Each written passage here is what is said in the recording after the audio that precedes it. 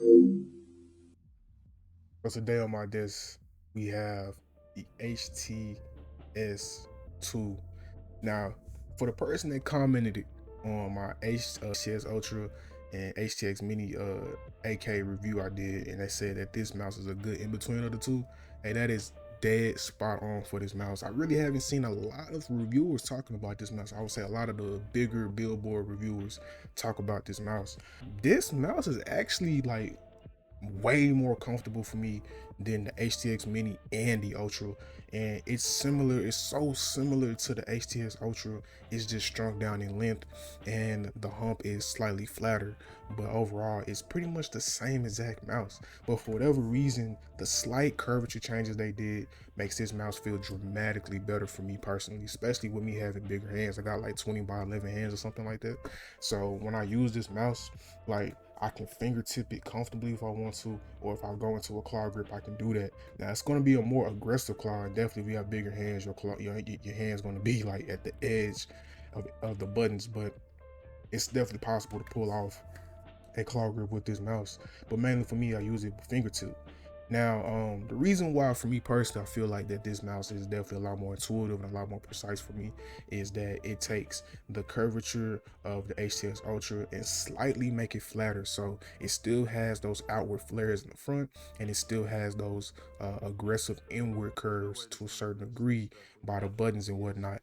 But for whatever reason right here, they flatten it out. They literally just flattened it out a little bit and it made it feel a lot more comfortable for my pinky. It gave me my pinky some room to breathe, somewhere to sit it off, and it don't really feel like my pinky is on a ledge, kind of like how the Ultra is. The issue that I have with the Ultra is the same issue that I had with the Atlantis Mini, where it's just a great mouse, but the curvature is so aggressive that it just caused me dramatic pinky pain. And the only way I was able to use the Atlantis Mini for a while was I had to put some tape over it to give my pinky some like leverage and support. And with this mouse, I don't have to do that. The only reason why I even have grips on this mouse is because the coding is terrible on G-Wol's mice. But even on this white G-Wol's mice, I can't even lie to you, it's not that bad. It's not that good, but it's not that bad either. So I'm really genuinely surprised at like all of the QC changes that G-Wol's has been having going on lately. Like as you can see, I got the HSK Pro here. I'm definitely testing it out. I got a Fenrir Max and ASIN on the way. I did a blind buy from one of their mice. Like I went from a person who really don't like G-Wolves to a person who is like very eager and to see what G-Wolves got coming up next.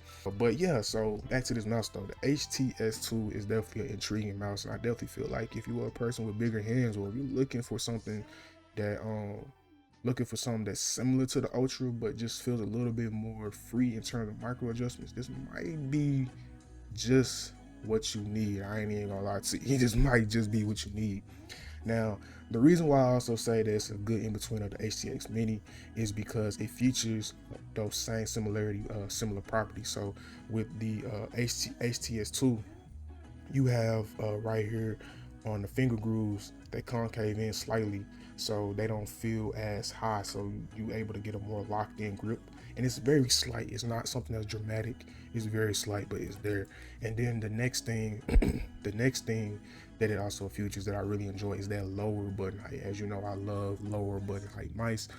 Definitely feels more intuitive to aim with in terms of flicking, tracking, target switching, and everything else in between. It really feels like you're using the pen to guide what you're doing. And with this one, it features a lower button height, and that's one of the main things of like the HTX series from G-Wolves. They have a nefariously low button height, and G-Wolves decided to put that same thing on the HT-S2, and definitely makes it for me a lot more usable. The HT-S Ultra always felt kind of floaty for me, just because of that slightly higher button height and how my fingers had to sit a little bit higher than what I like. Kind of like the same issues I had with like the Maya and Maya X and shapes like that. The G Pro Superlight, Viper Mini, it has that slightly higher button height, and my fingers sit a little bit higher, so it makes it feel like I'm not really one-to-one with the mouse pad. So definitely G-Wolves for me personally, this is a really good mouse. This mouse comes in at about $130 to $140, just depends on what variant you buy. And they also have a pro variant now. And definitely would say that for me at least, it's worth the money. I always feel like G-Wolf mice are a little overpriced, but this one in particular, I feel like it's definitely worth the money. It's a really good mouse. It has a really cool unboxing experience. It has a little mini briefcase, a suitcase thing, carrying case, I should say. Comes with skates, comes with dust protector, comes with grips, and the grips are good enough to use. They're not that bad, but definitely you can look to upgrade to something better, something like the cicada wings from X-Ray, or something like the skates from Pulsar. I mean, not the skates, the grips from Pulsar. Something like that is what you want to look towards. You want to get new grips. But overall, though, I can definitely say this was a very pleasing and very fun experience to use. The only complaint I might have about this mouse is the button placement. The button placement got that same kind of finalmouse Beast X button placement where it's slightly forward. So I do wish it was slightly back, because I have a tendency to play a little bit more back on my mice, and that's one reason why I picked up the HSK Pro, because the way I grip the mouse, it kind of plays perfectly into my grip, and I can easily press these buttons even though they are pretty awkward and small. So I do wish the buttons was a little bit back, but other than that, I don't have no real complaints. The build quality, the QC, everything feels pristine. With this mouse being, I think, 29 grams, 30 grams or something like that, it feels very sturdy, feels very rigid, feels very high quality. They use the PCB to structure and reinforce that strength with this mouse, and you can definitely feel it when you grip it on the side. So if you dare to grip it, stubby grip your mouse, you won't have a hard time breaking this mouse, even though it's ultra light. And just in terms of performance, it is using, I believe, a 3395 sensor. I could be wrong. It's either 3395 or 3950, but those two sensors are so similar to each other, there's really no dramatic difference. Outside of that, it does have a more forward sensor position. I don't think it's as forward as the HT-S Ultra or the HT-X Mini, but it definitely has a similar feel. So your wrist movements is going to feel quicker, while your tracking and everything else is going to feel a lot more smoother.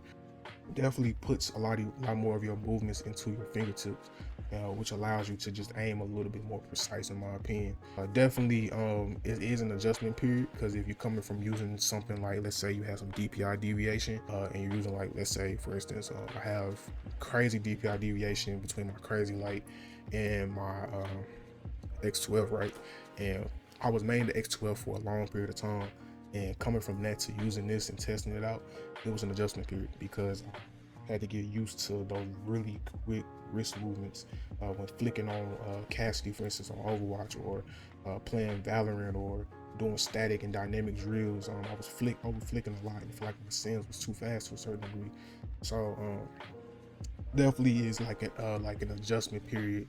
With that forward sensor position, it's going to give you that illusion of everything is faster. But once you adjust to it, man, it's super fun, and just one of the better experiences I've had with a G-Wolves mouse, definitely. Now, will say as well that the clicks don't really feel heavy. I believe they are using blue shell pink dots in this, and they feel really light. The tensioning feel good. It doesn't feel too wobbly. There isn't a lot of side play and things like that. Scroll wheel feels real nice, easy to scroll, very light, easy to actuate. I'm not sure what encoder they're using, but I'm sure they're probably using maybe a TTC Gold encoder, maybe. I'm not sure. I want to say they are those, but yeah, definitely smooth scroll wheel. Overall, just a solid mouse, bro. I don't really have no real complaints. Like, this genuinely might be the first G-Wolves mouse that I really don't have no real complaints about. G-Wolves definitely have stepped their quality up, and in terms of being innovative and being unique, they definitely pull that off on a regular basis. I definitely would give G-Wolves their props, and, you know what I'm saying, a round of applause, because when it comes to innovation, G-Wolves does it. You know what I'm saying? Like, bro, we have HT-S Ultra, which is an in-between. I mean, the HT-S2, which is somehow an in-between of the Ultra and the HT-X Mini. They have the Pro version of this, which is also different as well.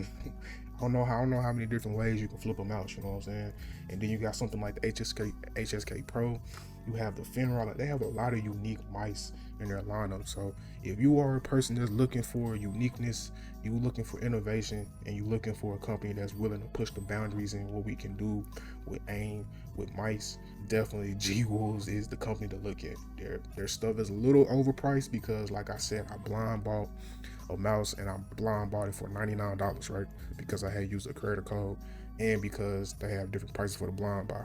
Now they got the pre-order release, and the pre-order release it goes up by like $10 to $20. Then they have the general release, and the general release is like 150, 160. So it's like their pricing is kind of high, but definitely if it's a mouse that you're interested in, and you're able to get it on the blind buy, you can save a lot of money if you buy it on blind buy. But yeah, anyways though, other than like the pricing and shipping times with G-Wolves, for the most part, as of late, they have been putting out really solid, fun projects, really fun mice, and they're tailored to really specific people.